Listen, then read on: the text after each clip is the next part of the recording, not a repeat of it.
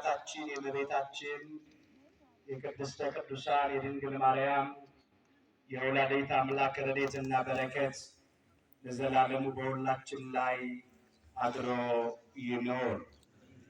በቅድሚያ እግዚአብሔር አምላካችን ሁላችንን በቸርነቱ ጠብቆ እንኳን ለጻድቁ አባታችን ለአቡነ ተክለ ሃይማኖት ዓመታዊ የዕረፍት መታሰቢያ ክብረ በዓል በሰላምና በጤና አደረሰን አደረሳችሁ። እስቲ እዚህ ያደረሰንን አምላካችን እግዚአብሔርን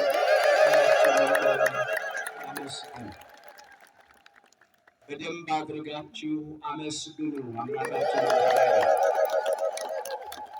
አሕዛብ ሁላችሁ እጆቻችሁን አጨብጭቡ፣ በደስታ ቃልም ለእግዚአብሔር እልል በሉ ተብሎ በዳዊት መዝሙር 46 ቁጥር 1 ላይ ተመዝግቧል። ለእግዚአብሔር ክብር የሚያጨበጭቡ እጆች ይባረካሉ፣ ለእግዚአብሔር ክብር የሚሉ አንደበቶች ይባረካሉና ስላደረገልን ነገር ሁሉ ስለማይነገረው ስጦታው አምላካችን እግዚአብሔርን ከልብ የሆነ ምስጋና ሁላችንም እናመስግን።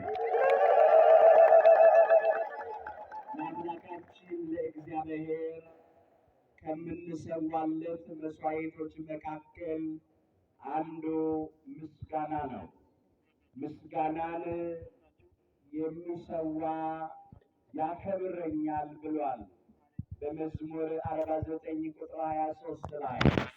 ስለዚህ እባካችሁ አምላካችን እግዚአብሔር ያንን የመከራ የችግር ጊዜ አሳልፎ በሰላም ለዚህ ዕለት ለዚህ ሰዓት ስላደረሰን ተናግረን ስለማንጨርሰው ስጦታው በሙሉ ከልብ የሆነ ምስጋና ሁላችንም እናመስግነው። ከሞት በኋላም ባለው ሕይወት ከመቃብርም በኋላ ባለው ትንሣኤ አምላካችን እግዚአብሔር በቸርነቱ ለዚያ ክብር ቢያበቃን ስራችን ምስጋና ነው። ምግባችን ምስጋናችን ሆኖ ምስጋናችን ምግባችን ሆኖ እንደ ሰማያውያኑ እንደ ብርሃናውያኑ እንደ እሳታውያኑ እንደ ቅዱሳን መላእክት እግዚአብሔርን እያመሰገንነው እንኖራለንና በደንብ አድርጋችሁ አመስግኑት።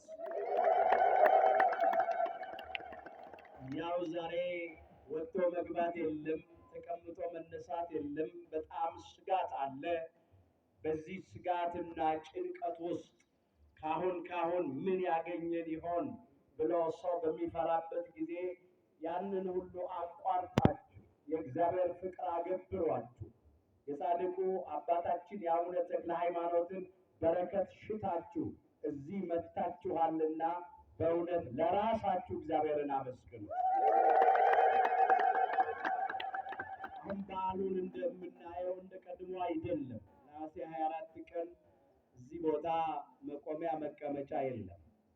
በጣም ጭንቅንቅ ነበር የሚሆነው። አይደለም የሰው የመኪናው እንኳን እዛ እላይ ከጫገል በላይ ነበረ መኪና ቢቆም። አሁን ግን እንደዛ አይደለም። ያ ወቅቱ ከባድ ስለሆነ ነውና እናንተ ግን በቃ እግዚአብሔር አለ ብላችሁ መንገዳችሁን ለእግዚአብሔር ሰጣችሁ። የሚጠብቀን እግዚአብሔር አይተኛም አያንቀላፋም ብላችሁ እሱን አምናችሁ መጥታችኋል። እግዚአብሔርን ደግሞ አላሳፈረንምና በደንብ አድርጋችሁ እግዚአብሔርን አመስግኑት። ደስ ይላል። አሁንም አምላካችን እግዚአብሔር ከመከራ ሥጋ ከመከራ ነፍስ ሁላችንንም ይሰውረን። ይህንን ክፉ የመከራ ቀን ያሳጥርልን። የቆረጥነውን ተስፋችንን ይቀጥልልን። አሁን ብዙ አልናገርም፣ ምክንያቱም ታቦታቱ ከመንበረ ክብራቸው ወጥተው ሊባረኩን በዝግጅት ላይ ናቸው።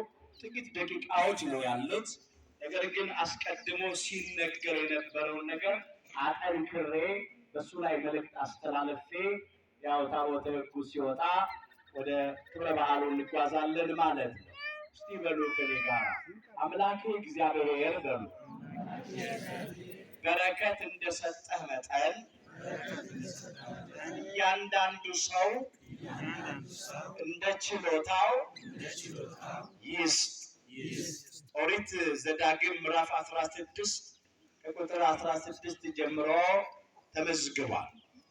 በአምላክ በእግዚአብሔር ፊት ባዶ እጅህን አትታይ፣ ባዶ እጅህን አትቁም ይላል። አምላክ እግዚአብሔር በረከት እንደሰጠህ መጠን ያንዳንዱ ሰው እንደ ችሎታው ይስጥ ነው። እግዚአብሔር ለእያንዳንዳችን ስጦታ ሰጥቶናል። ከእግዚአብሔር ያልተቀበለ ሰው የለም። ወገኖቼ እንኳን የኛ የምንለው ነገር ቀርቶ እኛ ራሳችን የእግዚአብሔር ስጦታዎች ነን። እኛን ለወላጆቻችን የሰጠ አምላካችን እግዚአብሔር ወላጆቻችንን ለወላጆቻቸው ለአያቶቻችን የሰጠው አምላካችን እግዚአብሔር ነው። ስለዚህ ሁሉ ከእግዚአብሔር ነው። ጤንነት የእግዚአብሔር ስጦታ ነው። ዕውቀት የእግዚአብሔር ስጦታ ነው። ጉልበት የእግዚአብሔር ስጦታ ነው። ገንዘብ የእግዚአብሔር ስጦታ ነው። የምንሞቀውን ፀሐይ የሰጠን በነፃ አምላካችን እግዚአብሔር ነው። ዝናቡን የሰጠው አምላካችን እግዚአብሔር ነው። የምንተነፍሰውን አየር የሰጠን አምላካችን እግዚአብሔር ነው። በነፃ ያለ ዋጋ በፀሐይ እያበሰለ በዝናብ እያበቀለ ይመግበናል። በነፋስ እያቀዘቀዘ ያኖረናል።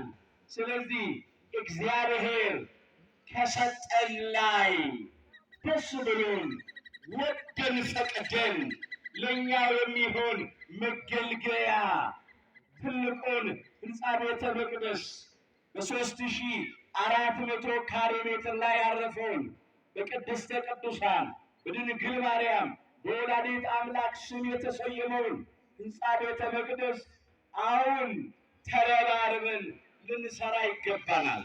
የቀደሙት አባቶቻችን እናቶቻችን ነገስታቱ መኳንንቱ አብያተ ክርስቲያናትን ሰርተው አስረክበውናል። አሁን ይህን ቤተ መቅደስ ጠቧል። በተለይ እንዲህ በዓል ሲሆን ገብቶ አገልግሎቱን መሳተፍ ቁርባኑን መቀበል ከባድ ነው፣ አይቻልም። ይሞቃል፣ ይጨንቃል። ሊቃውንቱ እንኳን ማህሌቱን የሚያደርሱበት ቦታ ጠባብ ነው።